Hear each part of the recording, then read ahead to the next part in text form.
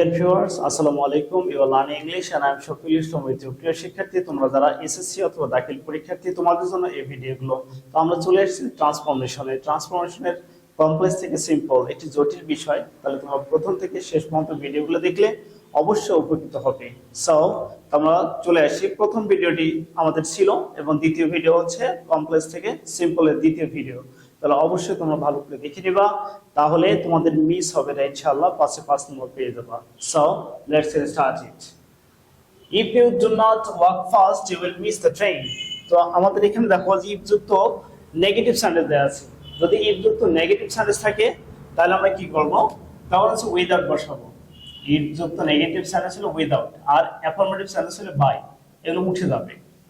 এরপরে যেহেতু উইদাউট এর প্রিপোজিশন, এজন্য হচ্ছে ভার্বের সাথে আইএনজি যোগ করতে হয়।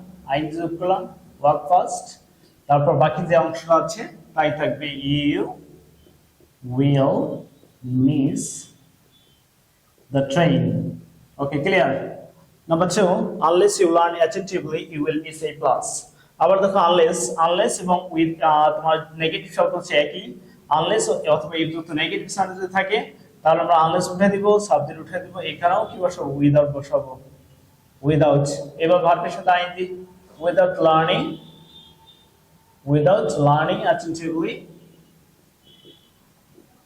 attentively you will miss a plus. Okay, next one is the boy is so dull that he cannot understand a simple matter. So the boy is so dull, এই যে সো দেয়া আছে, তাহলে সো এর জায়গা আমরা কি বসাবো, সো এর জায়গা বসাবো হচ্ছে too. So the boy is too. এরপর বসাবো হচ্ছে ডাল, অর্থাৎ অ্যাডজেক্টিভ যা থাকবে তাই। The boy is so too dull, তারপর এই দ্যাটটা উঠে গিয়ে এখানে টু বসাবো, এই টু বসানোর পর এবার হচ্ছে ক্যান পুট মে মাইট এর পরের অংশ, অর্থাৎ সাবজেক্ট প্লাস ক্যান পুট মে মাইট থাকলে সেটি উঠে যাবে। উঠে যাওয়ার পর হচ্ছে পরের অংশ বসাতে হবে। তাহলে নিয়মটা অবশ্যই তোমরা লিখে নিবা যদি তোমাদের প্রবলেম থাকে। সো আমরা কি সো এর পরিবর্তে টু এবং তারপর যা অংশ থাকে তাই বসাবো, দ্যাটের পরিবর্তে টু, এরপর সাবজেক্ট এবং ক্যান পুট মে মাইট বাদে বাকি অংশ। তাহলে understand a simple matter. Okay, next one is we are learning English so that we can get a good job. So এই যে so that আছে, এই so that এর পূর্ব পর্যন্ত আমরা সবে লিখবো। So we are learning English. Okay, এইটা তারপর কি ওর so that তুলে দিয়ে এখানে আমরা টু বসাবো, only two। তারপর একই কথা সাবজেক্ট এবং ক্যান পুট মে মাইট যদি থাকে তাহলে সেটা তুলে দেব, তুলে দেওয়ার পর পরের অংশ বসাবো, to get a good job, to get a good job.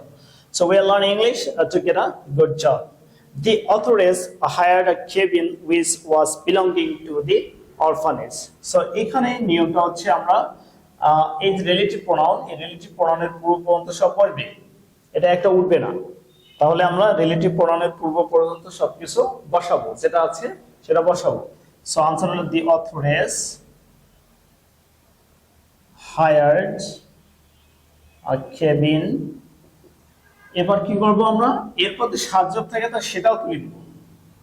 তাহলে রিলেটিভ প্রোনাউন বলছে হু, হুম, হুজ, হোয়াট, হুইচ, দ্যাট, উঠাই দিলাম, সাবজেক্ট থাকলে সেটাও তুলে দেব। এবার মূল ভার্বের সাথে আইএনজি যোগ করব। যদি আইএনজি দেয়া না থাকে তাহলে আইএনজি যোগ করব। আইএনজি দেওয়াই আছে তাহলে ওয়েলকাম, আইএনজি বসাবো। Cabin belonging to the orphanage.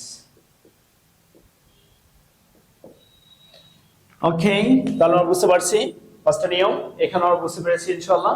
তাহলে পরবর্তী ভিডিও অর্থাৎ তোমার কমপ্লেক্স টু সিম্পল এর আরেকটি ভিডিও তোমাদের দেখতে হবে, তাহলে সবকিছু ক্লিয়ার হবে ইনশাআল্লাহ।